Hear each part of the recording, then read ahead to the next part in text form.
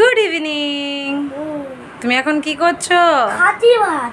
ও কেন এখন হঠাৎ ভাত খাচ্ছ কেন?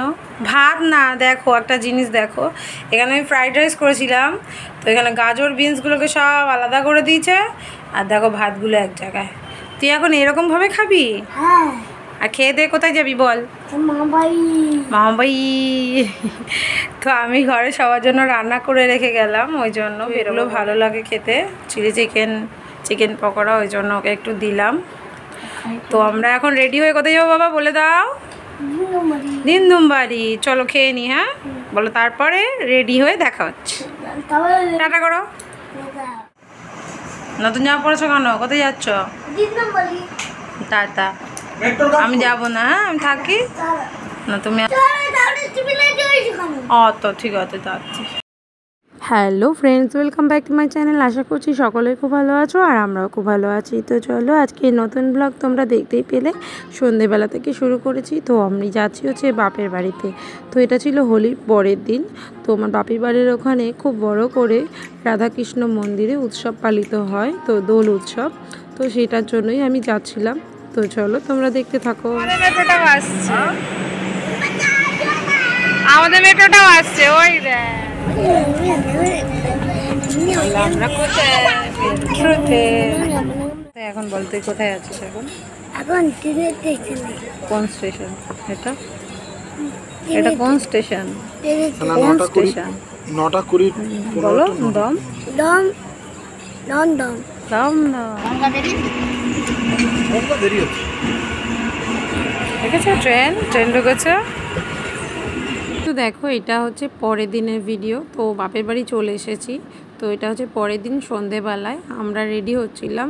তো রেডি হয়ে যাব। তো তোমাদেরকে যেটা বললাম যে আমাদের বাড়ি মানে আমার বাপের বাড়ির কাছে যে রাধাকৃষ্ণ মন্দির আছে, তো সেখানে বড় করে উৎসব পালিত হয়, দোল উৎসব। তো সেটার জন্যই আমরা যাচ্ছি। তো চলো তোমাদেরকেও নিয়ে যাই।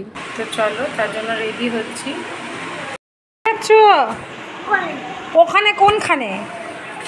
দিদুনের সাথে কোথায় যাচ্ছ? মেলায়। আর জুতো খুলে গেছে, জুতো কোথায় যাচ্ছি?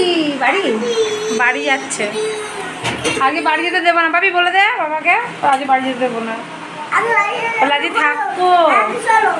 আগে রেডি হয়েছে বাড়ি যাবে বলে, বললাম চলো কালকে যাবে, কালকে সকালে যাবে নম করে। তারপরে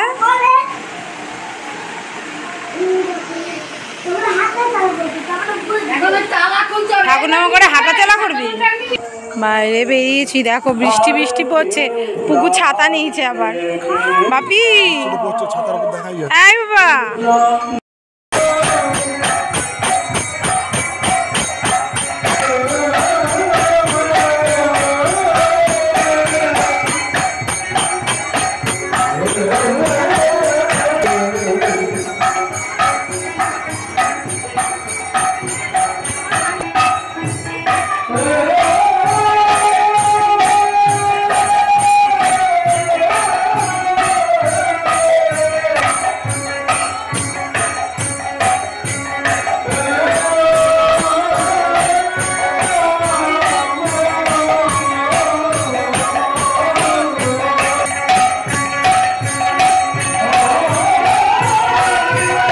তো আমার ছেলের কাণ্ড দেখো, একটুও তো স্থির হয়ে বসে না, একটু বসালাম ব্যাস আবার উঠে চলে গেল।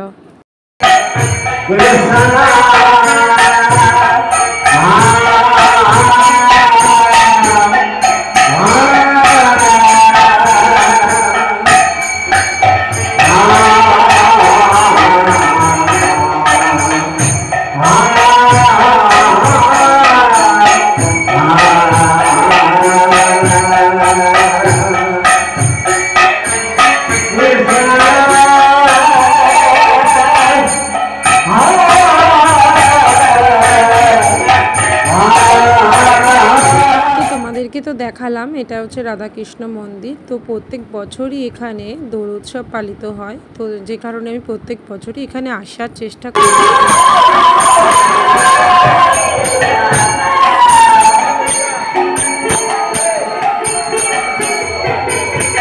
আর তারপর আমরা কীর্তন শুনে চলে এলাম প্রসাদ নিতে। তো ওখানে অনেকেই বলছিল যে প্রসাদ নেওয়ার জন্য, যে কারণে আমরা তাড়াতাড়ি চলে এলাম। যদিও এখানে নিত্য সেবা চলে, তবে অনেকটা রাত হয়ে গেছিলো, হয়তো বন্ধ হয়ে যেত। তো আমরা ভাগ্যক্রমে প্রসাদ পেয়েছি।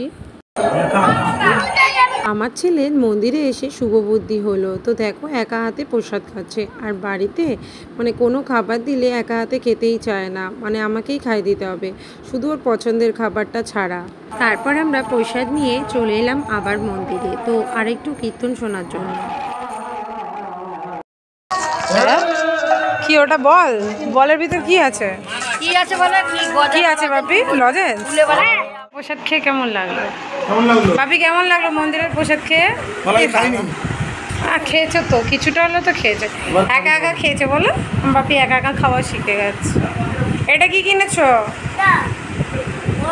I chocolate? বাবা ঠিক আছে, তো আই বল। চলো আমরা মন্দির থেকে চলে এসেছি, এই যে মাও চলে এসছে। বাবা একটা জায়গায় গেছে, বাবা যায়নি। বাবা কখন আসবে মা?